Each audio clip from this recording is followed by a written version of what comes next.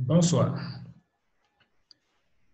Je vous remercie de la confiance que vous nous faites en participant à cette formation sur l'audit des organisations.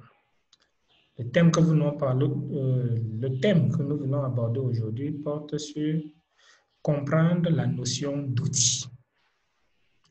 Le thème comprendre la notion d'audit constitue un préalable important pour se plonger avec aisance et confiance dans l'univers des projets d'audit. Ce thème s'inscrit dans le cadre des formations en gestion de projets d'audit. De manière précise, ce thème s'attelle à traiter des généralités essentielles autour du concept d'audit. Il sera question, entre autres, des définitions, de l'objet, des objectifs, des enjeux, et autres aspects fondamentaux permettant à vous qui voudrez acquérir des compétences dans ce métier de bien cerner les différents contours associés.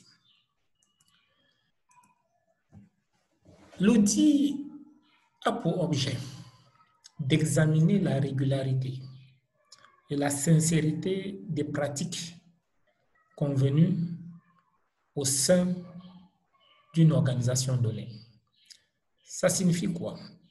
Ça signifie que dans toute organisation, ça peut être une association, ça peut être une entreprise, ça peut être une institution gouvernementale, ça peut être une organisation non gouvernementale.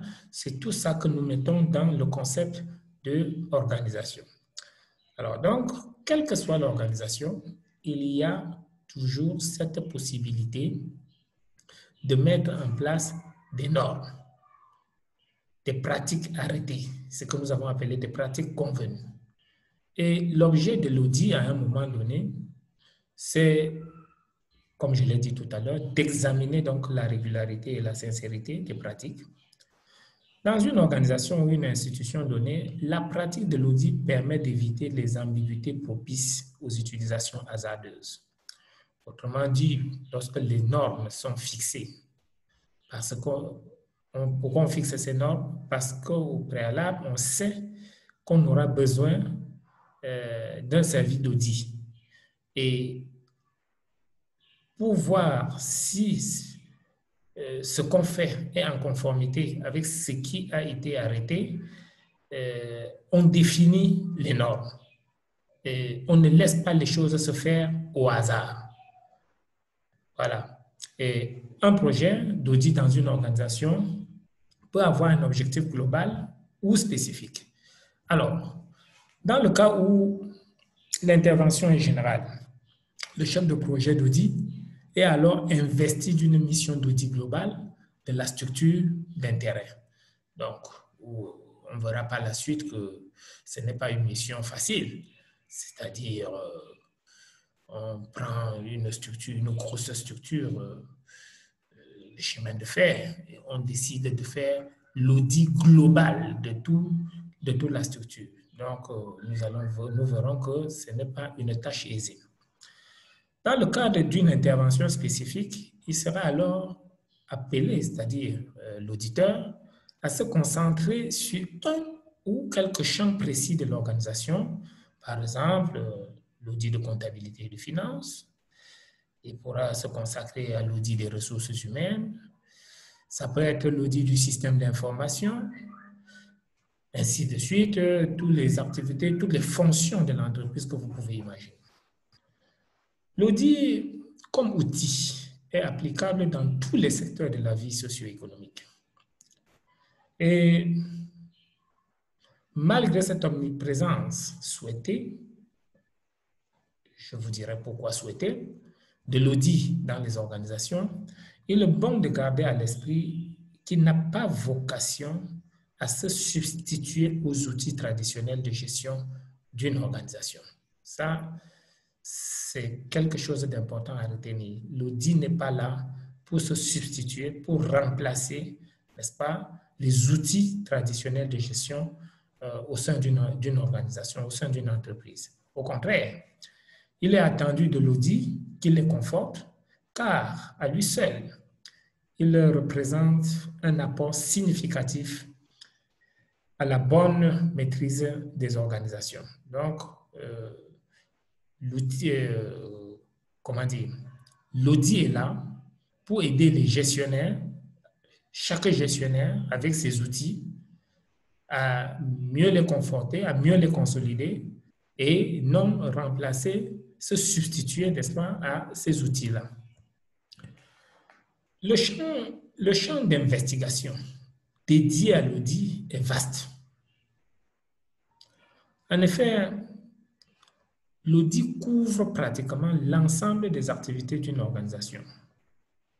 Et nous savons que plus l'organisation est importante, plus ses activités sont nombreuses. Et chacune de ces activités peut faire l'objet d'un projet d'audit. Voilà. Alors, il faut quand même reconnaître que les choses n'ont pas toujours été présentées de cette manière. Réservé au départ à des auditeurs externes, notamment les spécialistes en comptabilité, l'audit à ce jour s'est étendu du fait de la mouvance de l'expertise aux autres corps de métier, dont les experts en management des systèmes d'information, les experts médicaux, etc. Parallèlement, les démarches d'audit interne se sont développées au sein des organisations. Nous y reviendrons. Donc, globalement, au jour d'aujourd'hui, avant, on parlait tout simplement d'audit externe. Aujourd'hui, on parle aussi d'audit interne. Et ça, c'est tout ça qui fait que l'audit, n'est-ce pas, la pratique de l'audit prenne de plus en plus de l'importance. L'audit s'attelle à la vérification de la régularité des processus, d'une part, et à l'évaluation de l'efficacité, ainsi que de l'efficience, d'autre part. Régularité des processus.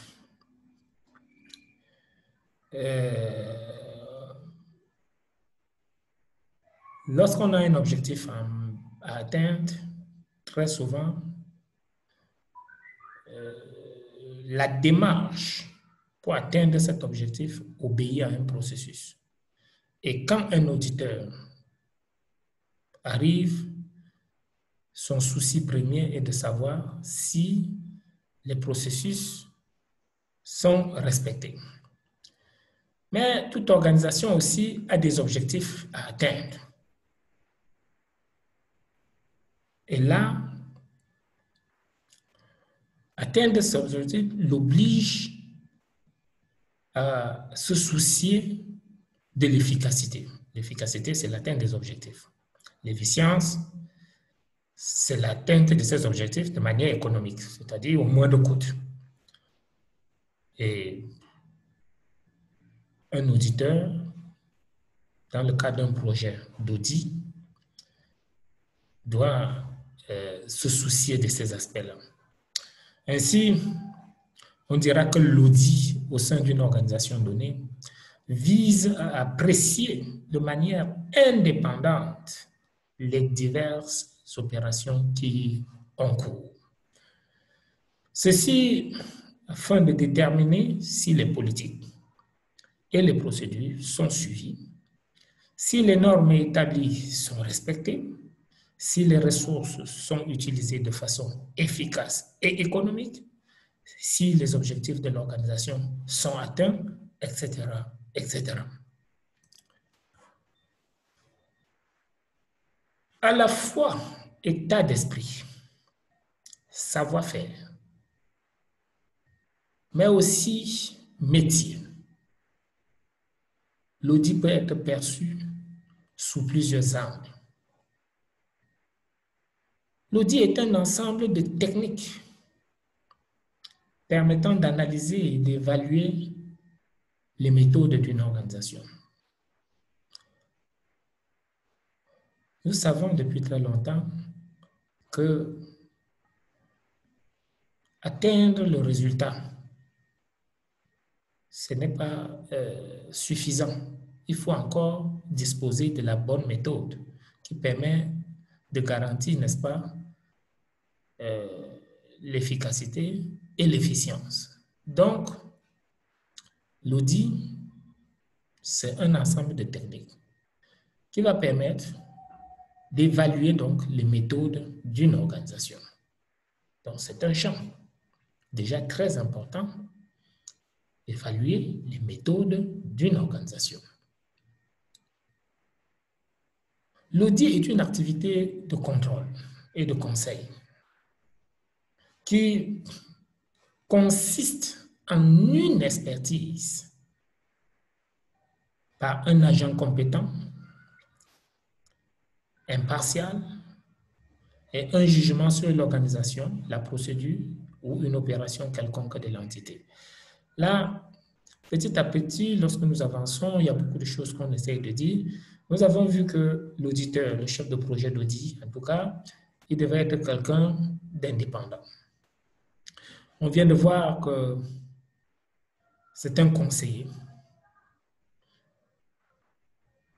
qui doit, n'est-ce pas, être compétent. Il doit être impartial dans ses jugements. Et ça, c'est des qualités sur lesquelles on ne joue pas. Nous devons également préciser une chose. Beaucoup de gens, beaucoup d'organisations, malheureusement, redoutent l'audit. L'audit est perçu comme un contrôle. Non. L'audit n'est pas un contrôle. L'audit, c'est un outil d'amélioration continue. Je dis bien d'amélioration continue et non sporadique. Car il permet de faire le point sur l'existant, ou encore l'état des lieux, afin d'en dégager les points faibles et ou non conformes suivant les référentiels de l'audit. Voilà un autre terme très important, les référentiels. Nous allons y revenir et montrer la place capitale qu'occupe cet instrument, les référentiels, dans un projet d'audit, dans une mission d'audit. Cela afin, autrement dit, outil d'amélioration continue, afin de mener par la suite les actions adéquates qui permettent de corriger les écarts et dysfonctionnements constatés. Ici, lorsqu'on voit les choses de cette manière, il faut se dire l'organisation, certes, c'est une personne morale, mais on peut avoir des similitudes avec une personne physique. Une personne physique, comme une personne morale, à l'instar d'une organisation, peut tomber malade. Pour nous, les personnes physiques, il n'y a pas de problème. On sait, il y a les infirmiers, il y a les médecins qui vont nous aider, n'est-ce pas, à gérer les dysfonctionnements qui nous mettent dans des conditions pas très normales. Pour les organisations, un des grands médecins chargé de détecter les écarts et les dysfonctionnements et de proposer des solutions pour les corriger, il s'appelle un auditeur. Un auditeur, c'est qui? C'est quelqu'un qui pratique le métier de l'audit.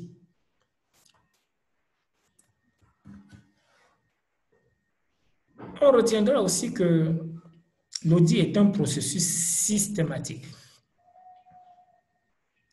indépendant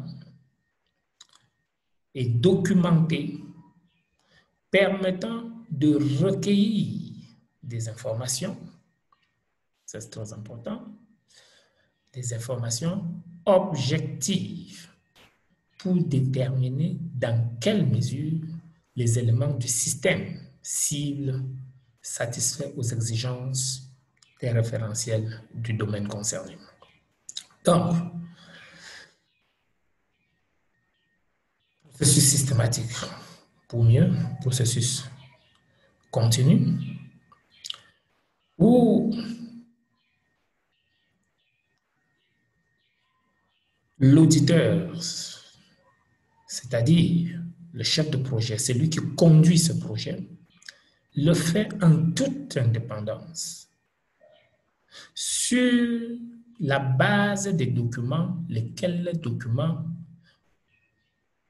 permettent de recueillir des informations objectives que nous pouvons encore appeler des preuves pour déterminer dans quelle mesure donc le système répond aux exigences fixées dans le cadre de ce que nous avons appelé les référentiels. Là aussi, je dis, nous allons y consacrer tout un cours, les référentiels, n'est-ce pas, dans le cadre de cette formation. L'auditeur, dans cette démarche, s'attache notamment à détecter les anomalies et les risques dans les organisations et secteurs d'activité qu'il examine.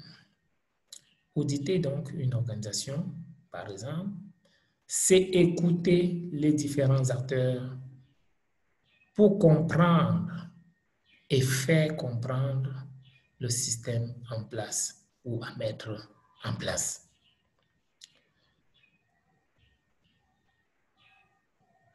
Autrement dit,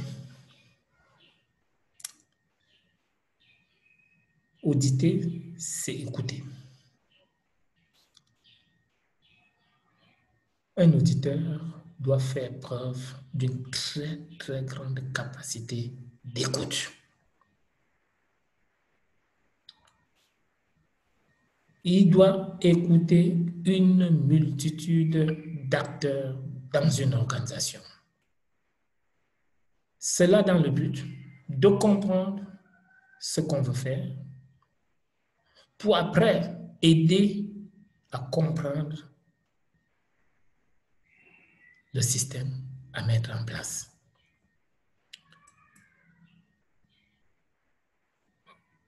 Voilà ce que je voulais vous dire concernant cette capsule vidéo. Nous allons aborder toujours dans la même notion, à savoir comprendre la notion d'audit, une deuxième capsule vidéo, où nous traiterons de l'utilité et de la spécificité, ou alors des spécificités de l'audit. À très bientôt. Merci.